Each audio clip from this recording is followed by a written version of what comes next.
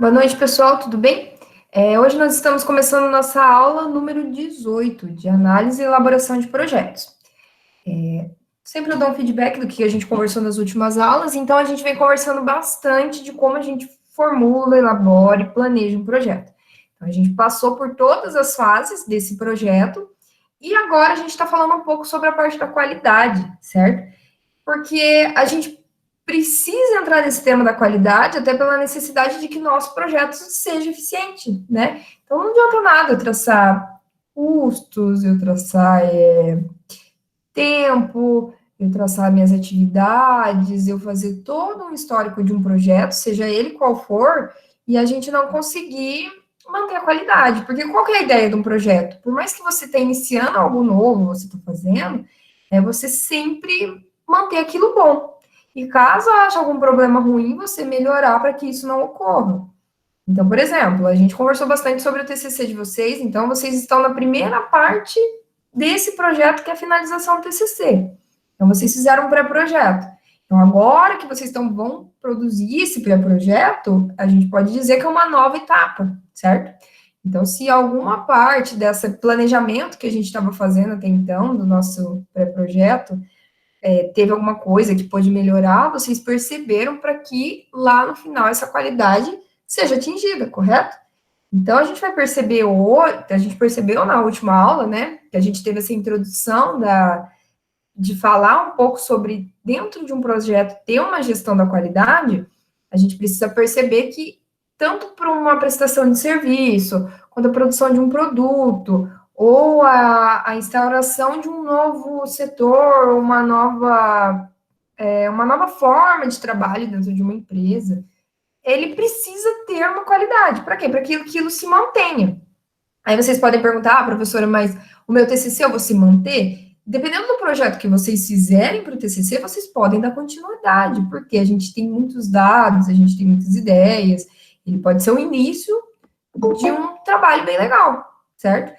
Então, a ideia da gente manter a qualidade é a gente evitar que erros ocorram. A gente viu aquela questão dos riscos, né?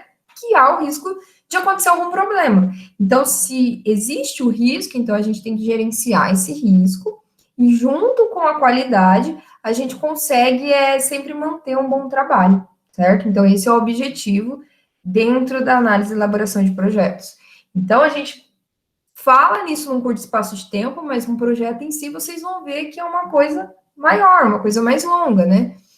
Da mesma forma o TCC. Então, vocês estão na primeira parte para estabelecer o TCC de vocês. Então, a gente tem a parte do planejamento, que é o que vocês estavam fazendo até então. Agora, vocês vão escrever o pré-projeto, que nesse pré-projeto vai estar dizendo o que vocês vão fazer, certo? Até prazo, né? Quando vocês colocam aquele cronograma lá no pré-projeto de vocês estão estabelecendo todos os prazos para que ajude você a cumprir o projeto. Então, nada mais é do que a gente traçou. Então, o que a gente vai conhecer hoje? Beleza, vocês entenderam um pouco sobre a qualidade na aula passada, e hoje a gente vai ver que há ferramentas que auxiliam esse tipo de percepção, certo? Então, dentro da qualidade, há ferramentas que vão auxiliar a você a detectar problemas e você a manter essa qualidade. E a gente sabe que hoje em dia tem softwares, tanto gratuito na internet disponível, quanto softwares pagos, que auxiliam empresas, seja de produção de algum produto ou de prestação de serviço, a ter essa percepção que a gente está conversando. Aí vocês podem falar, professora, minha empresa é pequena, tal, não, você pode fazer isso na mão, né, de forma simples, como uma forma mais elaborada, assim como a gente estava fazendo ao longo das atividades que a gente viu até então. Então, hoje a gente vai conhecer um pouco de alguma das ferramentas da qualidade que podem estar ajudando a vocês a melhorarem o projeto, deixar ele melhor ainda, certo? Vou compartilhar minha tela com vocês para a gente discutir um pouco sobre isso. Então, nós estamos na nossa aula número 18 e hoje a gente vai falar um pouco sobre as ferramentas da qualidade, que tipo de estratégia que a gente pode utilizar, falando assim, para melhorar a qualidade do projeto, certo? Então, dentro da ferramenta da qualidade, a gente precisa perceber que elas são essenciais para que possa se avaliar e melhorar o desempenho de um projeto. bem como todos os processos envolvidos em uma organização. Essas ferramentas, ela começou a surgir, elas começaram a ter mais vida por volta da década de 50, que foi para melhorar o sistema de gerenciamento de empresas e indústrias. Se a gente for ver a história das ferramentas da qualidade, foi logo após a Segunda Guerra Mundial. Então, depois da Segunda Guerra Mundial, principalmente no Japão, ele estava devastado com a guerra, e houve-se a necessidade de que eles se organizassem, essas empresas. Para que essas empresas conseguissem se organizar e se reerguer, foram feitas essas ferramentas da qualidade. Então, por volta da década de 50, elas começaram a surgir por essa necessidade, porque eles perceberam que, para eles conseguirem melhorar os seus projetos, melhorarem as suas empresas, era necessário manter a qualidade. E que essas ferramentas, que esses tipos de estratégias, eles auxiliavam nisso. Então, as ferramentas nada mais são que um conjunto de técnicas e métodos que começou a se popularizar cada vez mais. E hoje ela é amplamente utilizada por meio de empreendimentos de diferentes segmentos e portes. Isso porque essas práticas auxiliam o gerente de projetos a mensurar e aprimorar vários tipos de atividades dentro do seu negócio. A gente fala aqui gerente de projetos porque é a área que a gente está trabalhando, né, que a gente está estudando, que é a área de projetos. Mas existem empresas que não têm um gerente de projeto específico, mas tem uma equipe da qualidade. Então, essa equipe da qualidade utiliza dessas ferramentas. Outras empresas, o próprio gestor. Então, é independente de quem utilizar, mas quem aplicá-las, né? Saber aplicá-las e utilizá-las da melhor forma para que os projetos em si da empresa rodem cada vez melhor, que haja qualidade nesses projetos. Opa, pulei uma aqui. Então, as ferramentas da qualidade, elas devem ser utilizadas por todos os envolvidos no projeto, desde a diretoria até os funcionários que estão diretamente ligados na produção de produtos e na realização de serviços. Isso porque para que a aplicação seja mais eficaz, é preciso um trabalho em conjunto. Então, não adianta nada você falar assim para vocês, só um gerente de projetos vai aplicar essa ferramenta. Não. Então, é preciso que todas as pessoas se envolvam, desde a diretoria, que ela entenda a necessidade e ela perceba que para melhorar toda a estrutura da empresa precisa ter qualidade nesses processos e nesses projetos, até as pessoas que estão diretamente ligadas na produção ou na prestação de serviço. Então, é uma cadeia. Então, todas as pessoas precisam estar envolvidas. E essas ferramentas, elas vão ajudar a gerenciar melhor os recursos e processos do projeto em andamento, bem como a estimular o aperfeiçoamento do negócio como um todo. Além disso, essas técnicas e métodos são essenciais para que a empresa consiga avaliar o seu posicionamento dentro do mercado. Então, além de melhorar o gerenciamento dos seus recursos que você tem disponível, e as fases que você está fazendo esse projeto, ele vai estimular o aperfeiçoamento. Então, é como se fosse uma cadeia de consequências, né? De consequências para o lado bom. Então, quando você começa a utilizar a qualidade, você entende ela vira, igual a gente comentou na aula passada, é um processo contínuo. Dificilmente você conseguirá deixar de utilizar uma ou várias delas, porque você vai ver que isso realmente auxilia, que isso realmente funciona na maioria das vezes. Basta que todos os envolvidos no projeto, envolvidos na empresa, estejam conscientes dessas necessidades e que participem disso. E que auxiliem tanto na aplicação como na geração das ferramentas da qualidade, certo? Eu vou mostrar algumas dessas ferramentas para vocês perceberem como elas são feitas e para que elas são necessárias, certo?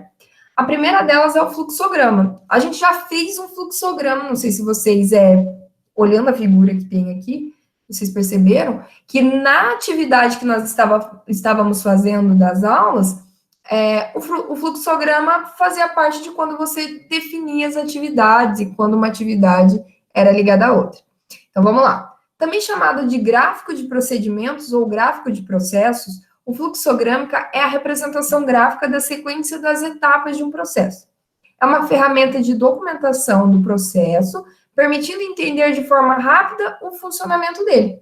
Então, nada mais é daquela atividade que a gente fez inicialmente lá. Quando qualquer pessoa que pegar o fluxograma e bater o olho nele, vai conseguir entender as fases do projeto e o que é necessário para você sair do início e até o fim do seu projeto, certo? Então, para que tudo isso ocorra, é necessário você ter um planejamento. Então, o fluxograma nada mais é que um auxílio no planejamento do seu projeto. Então, ele auxilia na identificação do melhor caminho que o produto ou serviço irá percorrer no processo, ou seja, mostra as etapas sequenciais do processo, utilizando símbolos que representam os diferentes tipos de operações. Então, vocês podem perceber que, vou dar um exemplo, né? Por exemplo, vocês acordam pela manhã e vocês tomam o seu café. E vocês começam a perceber, será que hoje eu vou ou não fazer alguma coisa diferente? Então, aqui o dia tá de sol? Sim. Então, eu vou à praia, senão eu vou ver TV. Depois disso, qual que é a próxima atividade? Eu vou almoçar.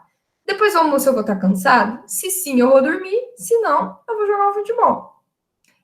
Depois dessa atividade, o que eu posso fazer? Se eu for jogar futebol, eu posso passear, jantar e dormir. E acabou meu dia. Ou eu posso cochilar da mesma forma, passear, jantar, dormir e acabou meu dia. Então, esse aqui é um exemplo simples de fluxograma de um dia de uma pessoa e pode ser da mesma forma para um dia de vocês. Bom, você levanta pela manhã, você toma seu café, quais são as atividades durante o dia, você precisa trabalhar, hora que dá meio-dia você vai para o seu almoço, você volta para o seu trabalho, tem as atividades a se executar. Você chega para o seu trabalho, você janta, você vem assistir as aulas da faculdade, você precisa ver quais as atividades os professores estão passando. Então, nada mais é que o estabelecimento de um processo, certo? O processo do seu dia. Então, o fluxograma auxilia você a executar suas atividades da melhor maneira e para que esse processo ocorra também de forma com qualidade, que esse processo seja com qualidade, é mais fácil de você seguir. A gente viu isso quando a gente foi estabelecer nossa atividade, e quando vocês forem fazer o TCC de vocês, vai ser da mesma forma, ou pré-projeto, ou os trabalhos, por exemplo, você acorda pela manhã num sábado e você tem a opção de fazer ou não seus trabalhos ou curtir o dia, certo? Então, aí já acarreta naquela situação do tempo que a gente conversou. Beleza, mas qual que é o tempo que eu tenho disponível para fazer todas essas atividades? Então, nada mais é que um fluxograma. Então, dentro de uma empresa, de um projeto, ou de uma análise de um processo, o fluxograma auxilia nisso. Outra ferramenta que a gente conhece é o diagrama de Ishikawa. Ishikawa foi quem idealizou esse projeto, é o mais conhecido. Eu não vou lembrar o nome, não sei se eu coloquei aqui, mas teve um autor que fez, mas ele ficou mais conhecido depois que Ishikawa estabeleceu esse diagrama. Ele é conhecido também como diagrama de espinha de peixe, tá? Pela forma que ele é desenhado, ele parece uma espinha de peixe. Ele também é conhecido como diagrama de causa e efeito. E ele gerou avanços significativos na melhoria da qualidade de produtos e processos nas empresas. A ferramenta é usada para encontrar, organizar, classificar, documentar e exigir graficamente as causas de um determinado problema, agrupados por categorias que facilitam o brainstorm de ideias e a análise de concorrência, a análise da ocorrência. Então, esse diagrama ele vai ajudar a identificar os problemas, o que causou e o que pode ser feito para que esse problema seja minimizado. Então, quando fala de brainstorms de ideias, ele consegue, como você coloca dentro da espinha de peixe os possíveis efeitos, os possíveis problemas, ele abre o seu pensamento para você ter novas ideias e para que você desenvolva isso. Quando fala brainstorm, é chuva de ideias, né? É tempestade de ideias. Então, ajuda você a ter novas ideias com esse diagrama de causa e efeito. Ele tem como objetivo identificar as possíveis causas de um problema e os seus efeitos, relacionando... Deixa eu ver. Perdi. Tem como objetivo identificar as possíveis causas de um problema e seus efeitos, relacionando o efeito a todas as possibilidades, as causas, que podem contribuir para o problema que tenha ocorrido. Ou seja, falta de tempo foi um problema. Então, o que causa a falta de tempo, né? Então, o efeito foi a falta de tempo, certo? O efeito. Então, é aquilo que é produzido por uma causa ou resultado de uma consequência. O problema que esse efeito gerou foi a dificuldade na obtenção de um determinado objetivo ou resultado esperado. É uma situação difícil que pede uma solução no diagrama de Ishikawa. É comum que o problema apareça como uma pergunta. Então, geralmente é o que... Beleza, o efeito foi o que resultou, mas o que causou isso? Qual o problema que causou isso? Geralmente ele vem em forma de pergunta. Então, a causa seria a origem, o motivo, a razão daquilo ter acontecido. E a causa primária ou a causa principal são as causas mais notáveis, causas de primeiro nível, que agruparão as subcausas. Ou seja, beleza, o que causou foi a falta de tempo, foi as pessoas, certo? Tá, mas quais são as causas secundárias, né? Que seria as subcausas das causas principais, ramificações das causas principais. Então, por exemplo, eu tive falta de tempo, certo? O que causou esse problema? Então, qual que foi a origem, o motivo? Pode ser as pessoas, o método, a medida tomada, um problema na máquina, o ambiente e os materiais. Beleza. Tá, eu identifiquei a causa primária. Quais são as causas secundárias desse problema? Então, se a pessoa pode estar ligada à procrastinação, preguiça, distração ou falta de conhecimento. Se é o método, a forma de planejar, a forma de se executar esse projeto, medida. Por exemplo, quais os indicadores, quais são as medidas, quais são as metas que foram estabelecidas que não deu tempo de resultado, de alcançar esse resultado. Se a máquina foi problema no notebook ou no fone, o ambiente, será que tinha algum barulho? Teve muitas reuniões que atrapalharam a execução desse projeto e que levou a esse problema, que foi falta de tempo. Teve muito feriado, ou os materiais, ou seja, um software que foi ruim, ou as pessoas ficaram muito no café e faltou tempo para execução.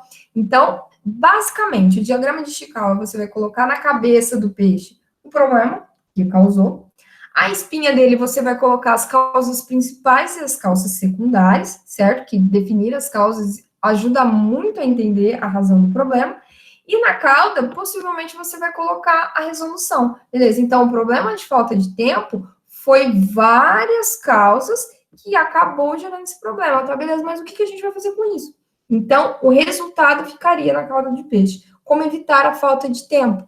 Já que posso diminuir a procrastinação, eu posso melhorar o meu planejamento, eu posso melhorar a minha meta e a análise dos meus indicadores. O notebook dá netbooks mais eficientes para os meus colaboradores, que daí vão melhorar o tempo dele.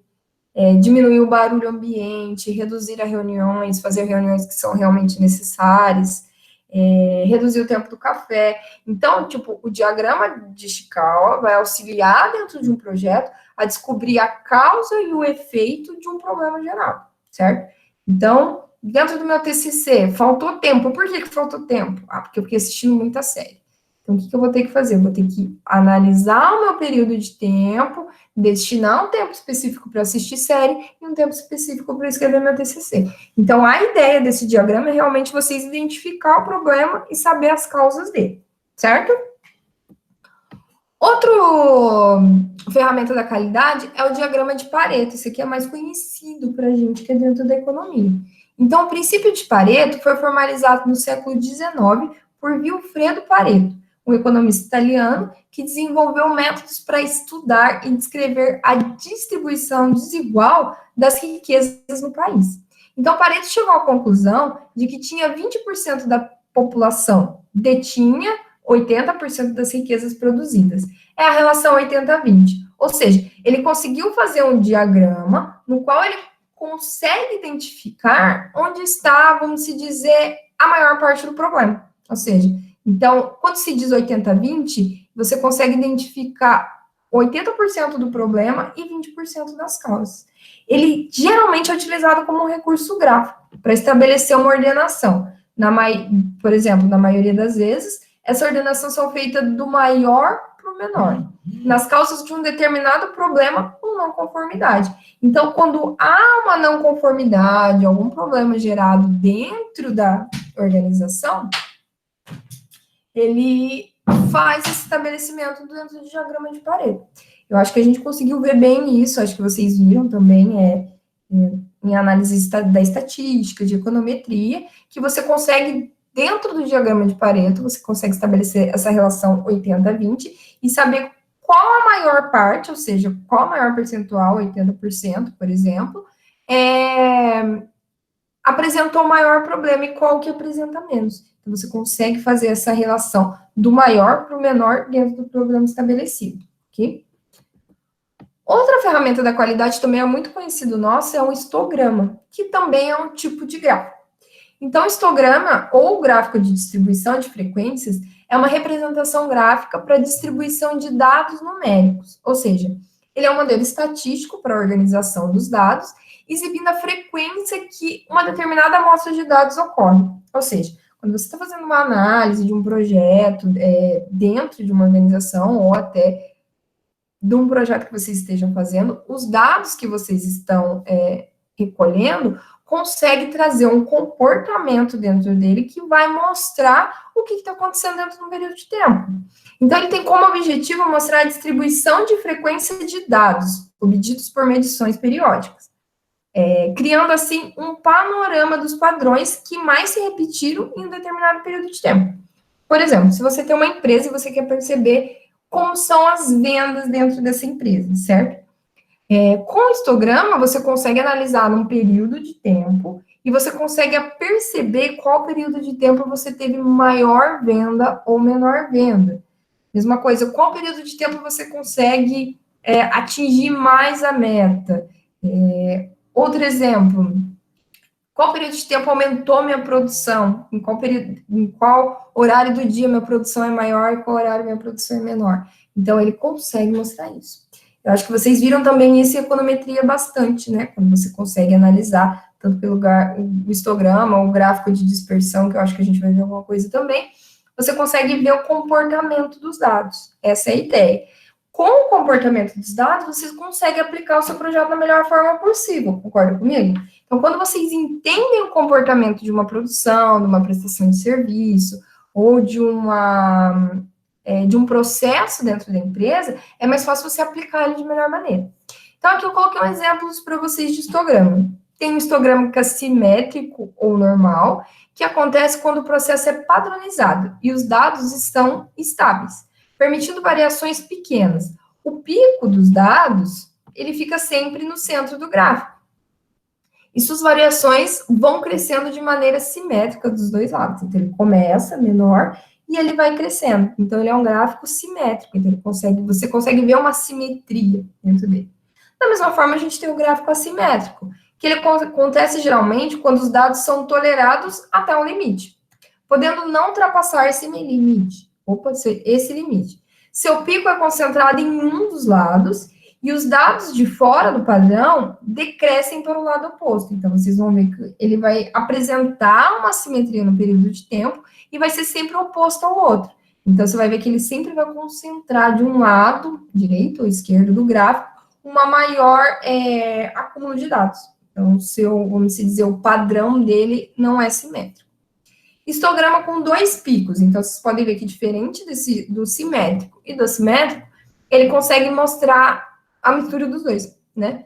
Então, acontece quando são apresentadas duas coletas de dados diferentes para comparação. Então, se vocês vão analisar o período de venda com o período de produção, por exemplo, vocês vão ter esses diferentes comportamentos. Então, pode ocorrer de vir a ter dois picos em lados diferentes. Então, a análise deve ser feita separadamente, observando o desenho dos dois gráficos. Então, você vai fazer análise de diferentes, separadas, e ver se elas, vamos dizer, conversam entre si, beleza? Então, se aumentou a produção, aumentou a venda, ou não? Então, que tipo de resultado a gente tem com isso? E o histograma é platô. Então, ele acontece geralmente quando há uma anormalidade nos dados decorrentes de falhas. As barras têm praticamente o mesmo tamanho. Então, ele reage ao mesmo comportamento, ele não tem picos tão altos, nem posições tão baixas, e ele não tem dois picos. Então, acontece como há uma anomalia nos dados. Então, pode ser, por exemplo, acho que eu discuti até com umas pessoas, por exemplo, se você não tem os dados corretos daquele período. Você tem os dados de um período, depois esse dado fura, e você tem de outro período, por exemplo. Eu tenho o PIB de Cornélio Procópio de 1990 a 95, daí furou de 96 até 98, e depois eu tenho de 99 a 2000, e foi furando. Então, se você for fazer uma projeção, pode ser que ocorra esse gráfico de platô. Se vocês viram bastante econometria. Então, tipo, a manipulação dos dados podem ocorrer problemas que vai impactar dentro de um gráfico, certo? Então, o histograma, se você faz uma projeção de dados daquele processo que você está fazendo, se você tem aquela coleta de dados que a gente conversou, a gente consegue aplicar dentro do histograma e ver o comportamento dos dados, certo? Com isso, eu consigo manter a qualidade. Através do comportamento dos dados, é possível trazer a qualidade para dentro do meu processo. Aqui o diagrama de dispersão que eu falei. Então, a gente viu bastante, vocês viram em econometria, muito o diagrama de dispersão, para quando você faz a análise dos dados. Então, ele também é conhecido como gráfico de dispersão, o gráfico de correlação, ou o gráfico XY. Então, a gente conhece em econometria como gráfico de correlação. Então, ele é uma representação gráfica da possível relação entre duas variáveis. E dessa forma, mostra de forma gráfica os pares de dados numéricos e a sua relação. Lembra quando vocês fizeram a análise econométrica, na qual você tinha uma variável independente, uma variável dependente, e como uma variável impactava na outra? É basicamente isso que vocês analisavam. Então, vocês tinham um gráfico de dispersão para mostrar a correlação desses dados. Geralmente, é uma relação que vem de uma variável independente e outra dependente da primeira. Ou seja, a variável independente é a causa que provoca o efeito e é dependente ao efeito. A consequência gerada pela causa. Ou seja, quando a gente estuda econometria, a gente quer explicar se uma variável depende de outra, correto? Ela pode depender ou não. E quando você coloca isso nos dados, você consegue verificar se há a correlação entre os dados ou não. Então, ou seja, se a variável independente vai depender das demais variáveis. Então, o diagrama de dispersão, que é usado na econometria, também é usado na qualidade. Então, a gente pode dizer que a econometria é um padrão de qualidade, porque você, com os dados utilizados, você consegue mostrar se esses dados estão conversando entre si, certo? Se a variável dependente é independente, precisa da variável dependente, certo? Então, dentro de um projeto, de uma análise de um projeto que você está fazendo, se você conseguir colocar isso dentro de um diagrama de dispersão, os dados desse projeto, você vai ver realmente se ele está tendo correlação ou não com aquilo que é esperado. Se aquilo que você esperava daquele projeto realmente está ocorrendo. Aí a gente tem os resultados desse gráfico de dispersão, do diagrama. Então, a gente tem a correlação positiva, que é quando há uma aglomeração dos pontos em tendência crescente. Significa que conforme uma variável aumenta, a outra variável também vai aumentar. Por exemplo, no caso da relação entre temperatura e número de sorvetes vendidos, temos uma relação positiva. Então, se eu sou proprietário de uma sorveteria e há um aumento da temperatura, por consequência, vai aumentar o número de sorvetes. Então, eu posso dizer que o aumento da temperatura é uma variável dependente, quer dizer, independente, e o aumento do número de sorvete é uma variável dependente, ou seja, uma explica a outra. Então, se há uma correlação positiva, então quer dizer, né, tipo, se há uma aglomeração dos dados com uma correlação positiva, quer dizer que um está explicando o outro, certo? Correlação negativa. Então, ocorre quando se concentra em uma linha decrescente. Significa que conforme uma variável aumenta, a outra variável diminui. Então, é uma correlação inversa, certo? Do que a positiva. Então, ou seja, quanto maior for a ocorrência de um dado, quanto mais ocorrer uma situação, menor será a ocorrência do outro. Por exemplo, se correlacionarmos a taxa de natalidade com a riqueza do país, veremos que quanto mais rico um país menor vai ser a taxa de natalidade. Então, é uma relação inversa quando ocorre a correlação negativa. Então, se há, no exemplo, né, um aumento da taxa de natalidade, então, provavelmente, a renda de um país vai ser menor, ou seja, a riqueza do país vai ser menor. E a correlação nula, quando há uma grande dispersão entre os pontos, e eles não seguem tendência positiva nem negativa. Significa que não há nenhuma correlação aparente entre as variáveis, ou seja, a variável independente não é explicada pela variável dependente. Então, isso vocês viram, acho que muito dos últimos dias, né? Mas só voltando um pouco. Então, dentro da ferramenta da qualidade, há o diagrama de dispersão que a gente utiliza dentro da econometria. Então, a gente consegue ver uma correlação positiva, né, entre esses dois fatores, a qualidade e a análise econométrica. E o último é as folhas de verificação. Então, a folha de verificação, ela é aparentemente muito simples de se aplicar, e por isso é considerada a mais utilizada entre as 7 ferramentas da qualidade. Ela também é conhecida como lista de verificação, checklist ou lista de recolhimento de defeitos. Nada mais é que fazer um checklist daquele processo que você está estabelecendo, daquele projeto.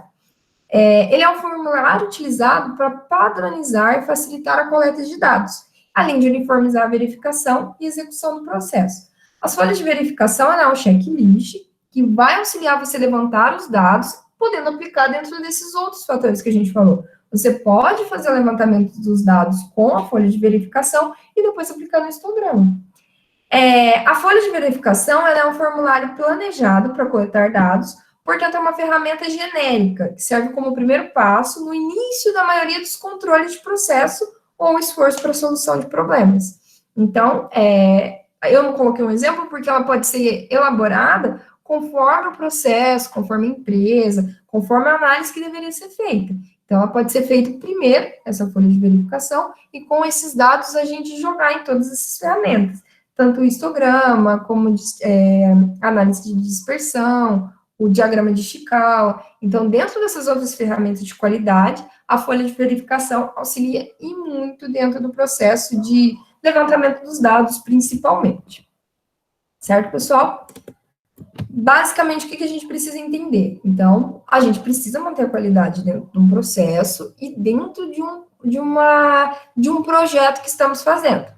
Para que a gente consiga manter a qualidade, é preciso ter controles. Então, alguns controles sendo feitos, fica mais fácil aplicar minhas ferramentas da qualidade. Nós, como economistas, podemos utilizar esses dados levantados dentro das empresas, os dados do PIB, igual teve o exemplo da taxa de natalidade, taxa de crescimento de um período. Vou citar o exemplo do Carlos, a análise do aumento de preços, se ele tem correlação com algum fator, ou seja, as ferramentas da qualidade vão nos auxiliar a trazer melhor desempenho dentro do projeto, quanto dentro de um processo dentro da empresa. Dentro da empresa ou de um outro planejamento que você esteja fazendo. Note que a gente fala muito sobre empresa aqui, porque isso é utilizado basicamente dentro de empresas. E não importa o tamanho ou o porte, você aplicando essas ferramentas vai auxiliar a trazer mais qualidade dentro dos processos. Certo, pessoal? Pessoal, não se esqueçam de fazer, então, as atividades, tá? Vão ter 2 atividades para vocês responderem. Quem não pôde assistir a aula, me manda um resuminho dessa aula que eu conto como presença, ok? Dúvidas, questionamentos, broncas também podem me procurar. E até a próxima aula, certo? Muito obrigado, pessoal. Até logo.